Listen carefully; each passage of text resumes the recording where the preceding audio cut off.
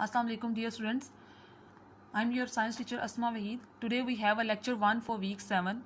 Our topic is respiration in plants. The main objectives of our topic are to understand the main concept of respiration in plants. First of all, I'm going to read this para. Respiration is the release of energy from the breakdown of glucose in living cells. This chemical reaction happens in mitochondria. All cells, including plant cells, must respire in order to produce the energy they need for the everyday life. Respiration usually involves the intake of oxygen and production of carbon dioxide. Respiration that involves oxygen is called the aerobic respiration. Aerobic means with air. Sometimes respiration takes place without oxygen. This is called anaerobic respiration. Anaerobic means without air. Aerobic respiration can be written as the word equation, which is glucose plus oxygen gives carbon dioxide plus water plus energy. So in this whole paragraph they have told you about that respiration is the main process which is going to take place in the living cells of the plants and all living beings.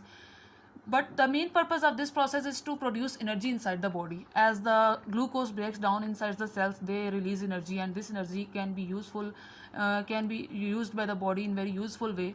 And after this chemical reaction, you are going to see that oxygen, in the presence of oxygen, glucose will break down and carbon dioxide will produce as a waste product, and energy will be produced.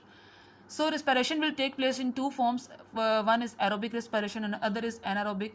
Aerobic means respiration takes place in the presence of oxygen, and anaerobic means respiration takes place in the absence of oxygen. Absence, or you can say with a very little amount of oxygen.